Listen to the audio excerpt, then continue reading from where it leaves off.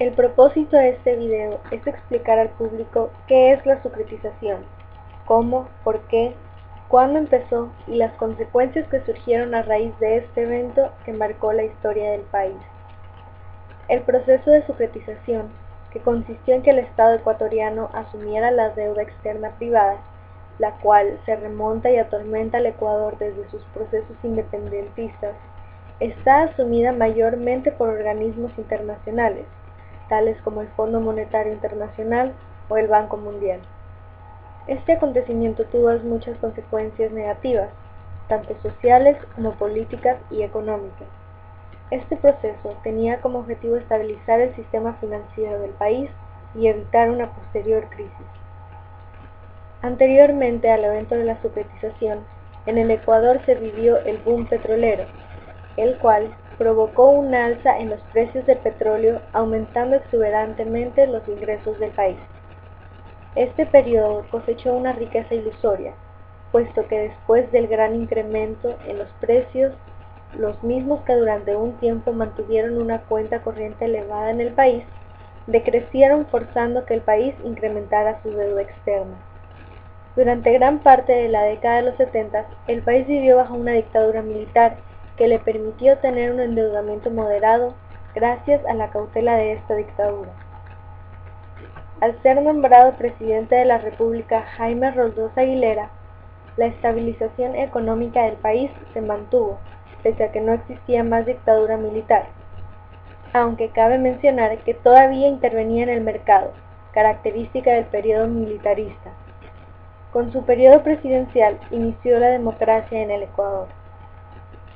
En 1975 sucedió el primer debilitamiento de la economía de Ecuador, ya que se presentaron algunas limitaciones en cuanto a las exportaciones petroleras. Dicho suceso, incluido el incremento de las importaciones, debilitó la estabilidad nacional. Es entonces cuando de manera masiva el Ecuador empezó a aumentar sus deudas. La época entre 1976 y 1979 fue denominada como el endeudamiento agresivo, tiempo de crisis para el Ecuador.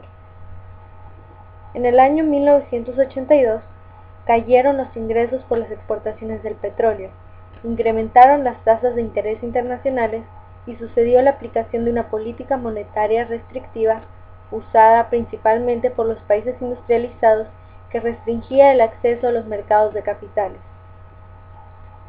Fue entonces cuando se decidió que la sucretización sería la manera más adecuada para solucionar los problemas del endeudamiento del sector privado a corto plazo.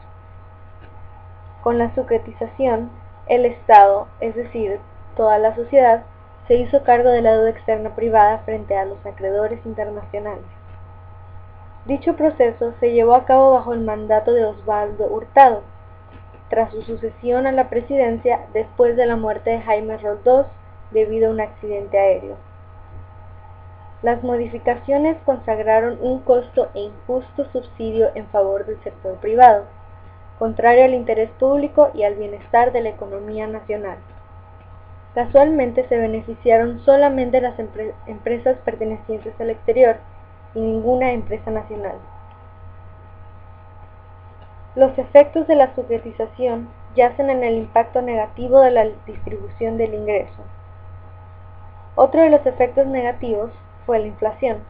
A pesar de que significó un gran acontecimiento perjudicial para la mayor parte del país, esto benefició aún más a las empresas privadas que ya habían sido beneficiadas anteriormente con la sucretización. Esto es, debido a que ellos manejaban mayores cantidades de dinero y tenían que pagar la deuda con sucres aún más devaluados y con tasas fijas de interés. Las empresas privadas del exterior se beneficiaban más debido a que ellos ingresaban al país con capital extranjero, endeudándose con un sucre devaluado y una pérdida asumida por el Estado que los beneficiaba aún más a ellos. Además, como precedente de dicha toma de decisiones, ocurrió el conflicto de Paquilla, guerra con Perú, el cual ocasionó desacuerdos políticos entre ambas naciones. Debido a dichos eventos en el país, entró en un estado de recesión económica, de la cual no ha salido aún. Los efectos de la deuda externa aún pueden ser vistos en la actualidad al enfrentar dificultades. El mayor error que cometió el gobierno fue haber adquirido la deuda externa independientemente después de la independización, ya que al haber apuntado a un préstamo no se asegura la correcta productividad para un buen retorno. Al contrario, como en caso de inversión, donde existe mayor preocupación por una buena producción con el capital, convirtiéndose esta en una deuda odiosa, es decir, que se disuelve y no cumple los objetivos iniciales para el cual el préstamo fue destinado. Implementada por Osvaldo Hurtado en 1981, el principal objetivo de la securitización era salvar la estabilidad económica y financiera del país, pero el efecto provocado fue el contrario. El incremento de la deuda externa fue perjudicial y la estabilidad del país empeoró. Los resultados no fueron los esperados.